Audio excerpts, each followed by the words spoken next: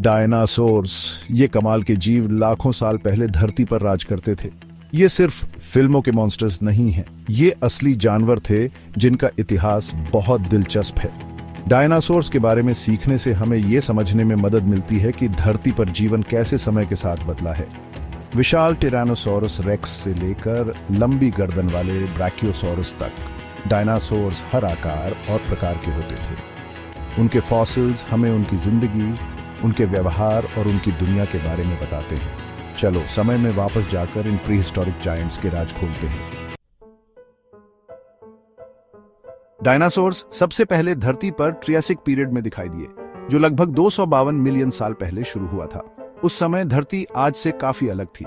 सारे महाद्वीप एक सुपर कॉन्टिनेंट में जुड़े हुए थे जिसे पैंगेया कहा जाता है। मौसम गर्म और सूखा था, ज्यादातर जमीन पर विशाल रेगिस्तान थे।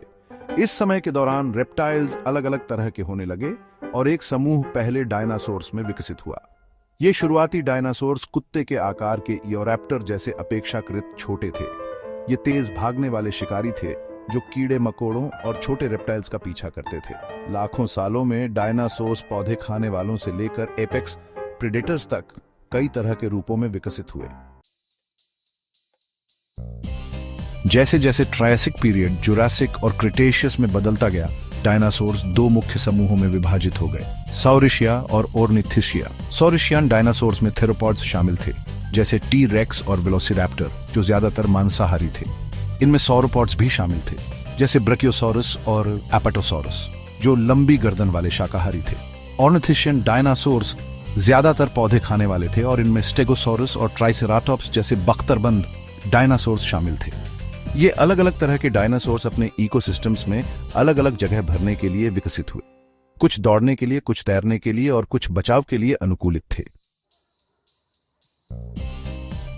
सेक्शन 4, डायनासोर्स के बारे में रोचक तथ्य दिखने से ज्यादा है। क्या आप जानते हैं कि सभी डायनासोर्स विशालकाय नहीं थे? कुछ, जैसे कॉम्प्सोग्नाथुस, मुर्गे के आकार के ही थे, और जबकि बहुत से लोग डायनासोर्स को धीमे और आलसी समझते हैं, कुछ, जैसे वेलोसिरैप्टर, बहुत तेज और फुर्तीले थे। हम फॉसिल एविडेंस से यह भी जानते हैं कि कुछ डायनासोर्स सामाजिक जानवर थे और झुंड में रहते थे। उदाहरण के लिए, सैकड़ों डायनासोर्स के पैरों के निशान एक साथ मिले हैं, जिससे पता चलता है कि वे बड़े समूहों में प्रवास करते थे। डायनासोर्स अपनी अविश्वसनीय विविधता और अनुकूलन क्षमता से हमें मोहित करते रहते हैं।